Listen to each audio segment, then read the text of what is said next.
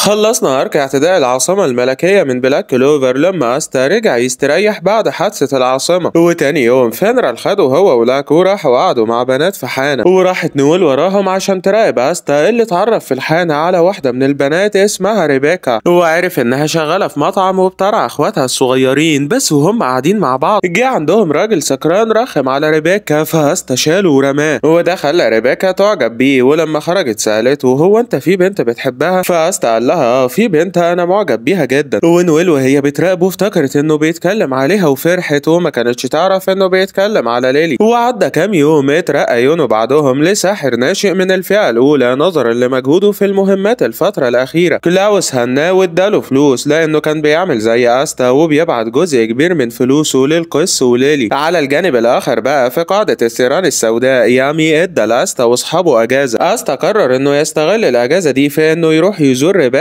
واخواتها الصغيرين في قرية اسمها نيان، ونويل برضه راحت وراه لانها كانت غيران عليه من ريبيكا. بس بالصدفة قرية نيان دي كانت نفس قرية جوشي صاحب أستا في الثيران السوداء واللي بيحب اخته الصغيرة ماري جدا، وقرر انه يستغل الأجازة في زيارتها. راح القرية وجاب لها هدايا كتير، لكن لما وصل عندها لقاها بتلعب مع اخوات ريبيكا وأستا بيلعب معاهم فاتضايق، وده لانه ما بيحبش حد يلعب مع ماري غيره. فضرب أستا وكان عايز ياخد ماري ويمشي، بس جت راهبة الكنيسة اللي ماري عايشة فيها واللي اسمها تريسا خدتها من جوشي، وده لانها عارفة ان جوشي متهور. فجوشي زعل وزاد غضبه من أستا وحس انه السبب في اللي حصل كل ده، ونويل بتراقبهم من غير ما حد يحس بيها. وبالليل قرر أستا انه يبات عند ريبيكا واخواتها، وهو نايم جاله جوشي واستخدم تعويذة اسمها المراية العاكسة هجم بيها على أستا، كسر بيه جدار الغرفة وخرجه بره البيت تماما. قام أستا بعدها وكان هيبدأ قتال مع جوشي لحد ما ريبيكا جت قالت لهم الحقوا في أطفال كتير من القرية اختفوا منهم 2 من اخواتي. فجوشي وأستا اتفاجئوا، ونويل ظهرت ساعتها كدبت وقالت لأستا انها موجودة هنا بالصدفة، وقالت له كمان انها موجودة هنا من بدري وان في ساحر اسقط تلج سحري. التلج السحري ده خلى الأطفال مش في وعيهم وبدأوا يطيعوا أوامر الساحر ده. ولما كانت نويل بتتكلم جت تريسا هي كمان وقالت ماري ومجموعة من أطفال الكنيسة اتخطفوا برضه، واكيد اللي خطف الأطفال لسه قريب من هنا. فجوشي قال انا سايب مع ماري مراية من بتوعي هنعرف مكانها من خلال المراية دي، يلا نتحرك دلوقتي. وبالفعل اتحركوا وسابوا نويل في القرية مع ريبيكا عشان لو حصل اي هجوم على القرية نويل تحميهم. وشوية وبدأ أستا يقرب من مكان الخاطفين كانوا ساحر اسمه نيج واخوه الكبير اللي اسمه بارو، بيخطفوا الأطفال عشان يسرقوا المنى بتاعتهم ويدوها لمجموعة عين شمس منتصف الليل. ولما وصل أستا وجوشي وتريسا للكهف اللي نيج وبارو فيه، جوشي دخل عندهم هجم بشعاع من مراياته واصاب نيج. فنيج استخدم التلج عمل بيه اجساد هجمت على جوشي، لكن جوشي ما توقفش، زود المرايا والاشعه بتاعته دمرت الاجساد. فبارو خد ماري وهدد جوشي بيها، وقتها جوشي توقف لحد ما أستا جيب سيف وقضى على اجساد تلجيه كمان نيج عملها وانقذ ماري من بارو. ولما شاف أستا الاطفال المنى بتاعتهم مسحوبه اتضايق وراح ضرب بارو بسيفه. حاول نيج بعدها يهجم بالتلج، مسك جوشي بس ما كانش يعرف ان جوشي من خلال المرايا بتاعته عمل نسخة لنفسه جت من وراه قصبته في ظهره ووقعته. والوضع بقى تحت سيطرة أستا وجوشي، وبدأت تريسا بسحرها العلاجي تعالج الأطفال. وقامت كمان قيدت بارو وقالت لأستا على فكرة أنا أعرفك لأني أعرف ليلي، هي جت الكنيسة عندنا قبل كده وحكت لي عنك، وأعرف كمان في جوليون لأني كنت فارسة سحر من فرقة الأسود القرمزية. عايزك تساعدني إننا نرجع من بارو المنى اللي خدها من الأطفال. بس وهم بيتكلموا فجأة سالي عضوة عين شمس منتصف الليل جه، وده بعد ما بارو بسحره الطيني قدر يستدعيها وهو مقيد. اول حاجه عملتها سالي انها استدعت السلمندر بتاعها وهجمت بيه. حاول أستا يوقفه لكن معرفش، وسالي قالت له مش هتعرف توقفه الا لما تصيبني انا شخصيا. فجوشي ساعد أستا وهجم بالمرايا وبرضه معرفش يعمل حاجه، وسالي قيدته وبعد كده قيدت أستا وعضته وكانت عايزه تخطفه. فبسرعه تريسا هجمت بتعويذه ناريه قضت على سلمندر سالي وحررت أستا وجوشي. ساعتها سالي قالت في دماغها انا كده هبقى لوحدي ضدهم هما التلاتة، لازم اتصرف. وراحت سالي حانت بارو بحقنة خلته يفقد وعيه وسحره الطيني يتضخم، وفضل الطين يتضخم لحد ما خرج عن السيطرة. فجوشي خد ماري وهرب وساب أستا وتريسا اللي كانوا بيسعوا لحماية باقي الأطفال. تريسا عملت نمر ناري تخرج بيه الأطفال من الكهف، وقعد أستا يتصدى لبارو، وأثناء تصديه ده أنقذ نيج اللي كان هيموت في هجمة من هجمات بارو. فضل أستا يتصدى لحد ما سالي هجمت عليه هي كمان، فتريسا حمته وقالت جوشي الحقير سابنا لوحدنا، كان المفروض يفضل معانا ويساعدنا. وجوشي بقى في الوقت ده كان بيخرج من الكهف بماري وقعد يفتكر ماضيه لما كان عايش هو وماري مع ابوهم وامهم، وفي يوم ابوهم وامهم اتقتلوا واللي ورث ثروتهم راجل نبيل. الراجل ده طرد جوشي وماري، وبعدها جوشي بقى عايز يحمي ماري باي شكل، فبقى بيسرق عشان يجيب لها اكل لحد ما اتقبض عليه واتسجن. وبعد فتره هرب من السجن وقابل يامي اللي ضمه للثيران السوداء. ورجع جوشي بعد كده للحاضر، وماري ضربته وقالت له لازم ترجع تساعد باقي الاطفال، انت جبان واستا اقوى منك. فجوشي سابها بره الكهف وسمع كلامها ورجع فعلا لقى استا لسه بيقاتل وهيتعرض لهجمه من سالي، فانقذه وعمل هو نسخه لنفسه وهجم باشعه من مراياه، بس ما قدرش ياثر لا في بارو ولا في سالي. وقال بارو الطيني ده بيتجدد مع كل ضربه، لازم يتلقى ضربات سريعه عشان ما يقدرش يتجدد. وبص جوشي لا سيف استا الجديد متوهج، استا خرج منه هجمه وبرضه ما اثرتش في بارو. فوقتها جوشي قال في دماغه انا كتاب التعويذ بتاعي اتضافت له تعويذه جديده هستخدمها دلوقتي وهخلص القتال ده. وقرر جوشي لاول مره انه يثق في استا ويستخدم التعويذه دي عليه لانه ما كانش هيقدر يكمل، وحس ان استا هيكون افيد منه. وبالفعل اظهر عينه الشمال واستخدم التعويذه على استا. التعويذه عملت من استا نسخ كتير، راحوا قطعوا بارو ومنعوه من التجدد، وكمان قضوا على سلاماندر سالي. وانتهت المعركه بسبب تعاون جوشي واستا. بعدها نيجي قام حزين على بارو، واستا قال له انت شكلك طيب، في الاول لازم تكفر عن اللي انت عملته وبعدها هتبقى صاحبي. بس وهما بيتكلموا فجاه جه زعيم عين شمس منتصف الليل، اصاب نيجي وجوشي وهجم على استا فترسى حمته واتصابت مكانه. والزعيم قال لاستا نسيت اعرفك بنفسي، انا اسمي ليشت وهدمر مملكه كلوفر. فاستا لما بص لقى ليشت معاه فالتوس الساحر اللي بيفتح البوابات. خدوا سالي رجعوها لمقر عين شمس منتصف الليل. في الوقت ده تريسا كانت هتموت متاثره باصابتها، فاستا اتضايق وقرر يهجم على ليشت، بس ليشت ما سابهوش، هجم هو عليه واصابه في رجله وقال له انا هاخد كتاب التعويذ اللي معاك ده. وفي لحظه بسرعه الضوء جه من وراه وكان هيقتله، بس وصل في الوقت ده يامي ومعاه فينرا لانقذ استا من هجوم ليشت. وده بعد ما نويل بلغت يامي باللي بيحصل. وقف يامي قدام ليشت وفينرا قال في دماغه ليشت ده بيستخدم سحر الضوء، ده سحر نادر جدا مش اي حد بيستخدمه، زائد كمان انه معاه كتاب رباعيه، ليشت ده شكله خطير. وبعد كده فتح فينرا البوابه، خد تريسا وجوشي ونيج دخلوا فيها عشان يوديهم يتعالجوا. وبدا بعدها ليشت يهجم بتعويذه اسمها سيوف الادانه الضوئيه، فيامي تصدى بسيفه، وده لانه بيستخدم سحر نادر اسمه سحر الظلام اللي بيه قدر يتصدى لسحر الضوء. فجا ليشت من وراه هجم وبرضه يامي صد، فضل ليشت يهجم ويامي صد. واثناء هجومه قال لي يامي انا هحكي لك قصه. زمان كان في قريه كلها سحرة اقوياء، الناس بتمجدهم بسبب سحرهم، لحد ما جه يوم والناس طمعوا في سحرهم ده قتلوهم وخدوا سحرهم. فيامي قال له انا مش فاهم حاجه من قصتك دي، انا هحكي لك بقى قصتي. انا كنت صياد ضعيف، الناس بتسخر مني لحد ما كبرت وبسبب قوتي بقيت قائدهم. واستمر قتال ليشت ويامي، ليشت بهجماته اصاب يامي، فيامي قرب منه اكتر حاول يصيبه واقتلع حجاره الارض وقعد يهجم بيها. وشويه وقف اطلق تعويذه اسمها الضربه المظلمه اصابت ليشت في وشه. ساعتها يامي قال له انت هزمت فيجوليون، بس انا متاكد انك وقعته في فخ عشان تهزمه لانه عمره ما هيخسر منك بسهوله. بس ليشت ما ردش عليه وشاف نفسه بسحر الضوء بتاعه. وقتها يامي قال لاستا اجهز عشان فالتوس ده هيهجم عليك دلوقتي ولازم تتصدى ليه. فاستا قال له اصد ازاي وانا ما بشوفش هجومهم من سرعته. فيامي قال له مش لازم تشوف، اعمل زيي، انا بحس بالكي بتاعي وبتاعهم. الكي ده هو الطاقه المنبعثه من جسد اي انسان، لما تحس بيها هتعرف تتصدى لهجوم اللي قدامك. فوقف استا يحاول يحس بالكي. اول مره فالتوس هجم عليه سمع صوت الهجمه وما حسش بالكي، فيامي قال له ما تستخدمش ودانك، عايزك تحس بالهجمه ما تسمعهاش. فاستا ركز اكتر وتاني هجمه قدر يحس بيها من خلال كي فالتوس ورد عليه الهجمه ووقعه، وده ضايق ليشت جدا. اتحكم في سحر الضوء بتاعه وحوله لاصوات، هجم بيها ووقع حجاره الكهف على استا ويامي. هو افتكر انه انتصر، بس يامي واستا خرجوا من الحجاره. يامي قال لاستا عايزك انت تهتم بفالتوس وسيب لنا ليشت. واطلق يامي بعدها العنان لطاقته السحريه كلها وراح بسرعه كبيره هجم على ليشت. قتالهم بقى سريع جدا، ليشت كان كل شويه بيغير نمط هجمات الضوء بتاعته لسيوف واصوات، لكن ده ما اثرش في يامي، فضل يتصدى لهجومه وكمان كان بيهجم عليه. معركتهم السريعه دي كسرت اجزاء كبيره من الكهف وخلت استا وفالتوس مش مصدقين قوتهم هما الاتنين. هو استا قال في دماغه انا ما بملكش السحر، معقوله ممكن اوصل للمستوى ده او اتخطاه. هو لما كان استا بيفكر فالتوس هجم على يامي، فيامي تصدى لهجمته ونزل قال لأستا انا مش قلت لك اهتم انت بفالتوس؟ فاستا سمع كلامه وجهز فالتوس، فتح بوابات كتير حواليه خرج منها هجمات متعددة، حاول استا يتصدى ليها لكنه ما قدرش وبعض منها اصابه وما كانش عارف يتصرف ازاي، لحد ما رمى سيوفه ودخل في واحدة من البوابات وصلته لفالتوس فضربه بقبضة ايده وهزمه، والقتال ما وقفش عند ده. ساعتها ليشت استغل فرصة ان يامي بيتفرج على استا وهجم عليه من ورا، وما كانش يعرف ان يامي مركز معاه، صد هجومه في الاول واطلق عليه هجمتين من سحر الظلام اصابوه، وليشت قال ليامي بعدها انت الشخص التاني اللي قدر يصيبني بعد يوليوس امبراطور السحر، بس انا مش هضيع وقتي معاك وهقتلك دلوقتي. وجهز ليشت اقوى هجمة عنده اللي اسمها شعاع العقاب، فيامي قال لاستا احنا هنموت من الهجمة دي، وحوط يامي نفسه هو واستا بشرنقة مظلمة وانتظر هجوم ليشت. على الجانب الاخر بقى في الوقت ده الاطفال كانوا رجعوا لاسرهم، ونيج وجوشي وتريسا كانوا بيتعالجوا. تريسا وهي تعبانة جدا قالت لجوشي انت اتغيرت بعد تعاملك مع استا وما بقتش اناني، عشان كده انا هديك سحري، يلا روح دلوقتي ساعد استا. فجوشي سمع كلامها، خلى فينرال في الاول يفتح بوابة وراحوا بيها للكهف، ولو ليشت بيطلق هجومه فبسرعة جوشي وقف قدام الهجوم، خرج مراية عاكسة عكس بيها الهجوم على ليشت واصابه بيه وهزمه، وانتهت المعركة. ليشت بعدها قال لجوشي انا مرضتش اكمل قتال معاك، في المستقبل هتعرف انا ليه عملت كده. فجوشي وقف مش فاهم اي حاجة من كلامه، ويامي قيد فالتس وليشت وجهزوا عشان ياخدوهم للعاصمة، بس قبل ما يعملوا كده اتفتحت بوابة خرج منها 3 اعضاء في عين شمس منتصف الليل، اسمائهم رايا وفيتو وفانا. باستخدامه لسحر الضوء اتحرك رايا بسرعة الضوء وراح عند يامي لمس كتابه، فيامي اصابه ورجع رايا شفى نفسه، وفانا باستخدامها لسحر النار بدأت تعالج ليشت. وليشت قال ليامي ال3 دول هم اقوى 3 اعضاء في المجموعة بتاعتنا، ممكن كمان يكونوا اقوى مني، بيملكوا قدرات سحرية مماثلة لقدراتنا، انا اللي سميتهم ودلوقتي هيوروك قوتهم. وبالفعل بدأ ال3 يهجموا. رايا نسخ تعويذة من تعويذ يامي هجم بيها عليه، فيامي صدها وجه ورا رايا فيتو بمخالبه هجم وقدر يكسر سيف يامي، فيامي بعد عنه. وبعد فيتو هجمت فانا بكرة نار كبيرة بمساعدة روح على شكل سلامندر، واستا لما شاف الروح قال الروح دي عاملة زي الروح المرافقة ليونو، فانا دي بتقدر تستخدم سحر الارواح زي يونو. واستمر هجوم رايا وفيتو فانا على يامي، حط يامي استا وجوشي وفينرال في شرنقة، وكمل هو تصدي لوحده واتصاب كتير وكان هيتعرض لهجمة قوية من ال3. بس فجأة جه في الوقت ده نوزيل ومعاه قائد فرقة السرعوف الاخضر اللي اسمه جاك، وكمان معاهم شارلوت قائدة فرقة اسمها الوردة الزرقاء، تصدوا للهجوم اللي جاي على يامي. بالرغم من ان شارلوت قائدة صارمة جدا الا انها معجبة بيامي وهو ما يعرفش، وجهز نوزيل وجاك وشارلوت وبدأوا هجوم. شارلوت هجمت على رايا بالنباتات، ورايا صد بسحر الظلام وخرج جاك شفرات من ايده وهجم بيها على فيتو، وتصدى فيتو بمخالبه. ونوزيل بقى هجم بالفضة على فانا وتصدت فانا بالنار. بسبب شراسة القتال استا ما كانش شايف حاجة، ويامي كان عايز يعدي يروح لليش بس ما كانش هيعرف يعدي في وسط القتال، فخلى فينرال يفتح له بوابة عدى منها وراح يهجم على ليش. لكن فجأة استا جه عند ليشت هو كمان، وكله اتفاجئ انه قدر يعدي وسط القتال. ليشت لانه ركز مع يامي ما حسش ان استا جاي، خصوصا ان استا ما عندوش مانع ليشت يتتبعها، وده ادى فرصة لاستا. ضرب ليشت بسيفه ضربة قوية جدا، وكمل يامي على ليشت بضربة كمان ومحدش صدق الا استا عمله. بعد ضربة استا خرجت من ليشت طاقة سحرية كبيرة، وفيتو قال ختم السحر بتاع ليشت اتكسر، ما كانش مفروض يتكسر دلوقتي، احنا لازم نختمه تاني. ووقف ليشت بعد كده وقال لاستا كتاب التعويذ اللي معاك ده مش بتاعك ولا السيفين دول بتوعك، دول بتوع شخص تاني وانا هسترجعهم منك دلوقتي. وليشت كان هيهجم بس فيتو رايا وفانا لحقوه وختموه تاني، وبعد كده خدوه وفتحوا بوابة وانسحبوا ورجعوا للمقر بتاعهم، حطوا ليشت وفالتوس يتعالجوا. وفيتو قال احنا لازم نحافظ على هوية ليشت السرية اللي محدش يعرفها، فرايا قال له صح. على الجانب الاخر بقى في الكهف استا قام عليه من التعب، فبعد ما نام يوم كامل لقى ميموزا جت مع يونو وكلاوس وبيتعالجوا، وقام بعد كده اطمن على جوشي وماري وتريسا، وشوية وراح استا ريبيكا اطمن عليها هي واخواتها، وما كانش يعرف ان ريبيكا ونويل وميموزا ال3 معجبين بيه. ومع غروب الشمس رجع لقاعدة الثيران السوداء مع نويل، صحابه استقبلوه واحتفلوا بيه، وهم قاعدين جالهم رسالة من يوليوس بيطلب فيها حضور يامي بكرة لاجتماع القادة ومع استا. فاستا قال يا ترى امبراطور السحر عايزني في ايه؟ ويوليوس في الوقت ده كان بيتكلم مع ماركس مستشاره وقال له انا جايب استا عشان من خلاله هكتشف الشخص الخاين اللي بيساعد عين شمس منتصف الليل. وبالفعل تاني يوم يامي واستا راحوا للاجتماع، استقبلهم ماركس وقال وقال ليامي روح انت اقعد مع باقي القادة، وخد هو استا لوحده وقال له احنا شاكين ان في خاين من القادة عشان كده جبناك. عندنا في السجن هنا 2 من عين شمس منتصف الليل قبضنا عليهم خلال معركة العاصمة، كاثرين وجيورج. الاتنين مش عارفين نستخلص منهم معلومات لان ذاكرتهم محمية بتعويذة. عايزينك بقى بسيفك تبطل التعويذة دي عشان نستخلص منهم معلومات ونعرف مين الخاين اللي بيتعاون معاهم. فاستا قال له ماشي. راح فعلا عمل كده، وماركس بقدرته السحرية خرج كل المعلومات اللي عندهم وعرفوا الخاين. في الوقت ده القادة كانوا قاعدين مع بعض، يامي ونوزل وشارلوت وويليام وجاك، وقائد فرقة اسمها الأوركا البنفسجية اللي كان تاجر غني اسمه جيلدر، وكمان قائد فرقة اسمها الغزال المائي اللي كان أصغر واحد في القادة واسمه ريل، ومعهم قائدة فرقة اسمها الطواويس المرجانية اللي على طول نايمة واسمها دورسي. هو الوحيد اللي ما جاش الاجتماع هو فوجوليون لأنه لسه مصاب. قعد القادة ال8 يتكلموا مع بعض، وشوية يوليوس استدعاهم وقال لهم احنا عرفنا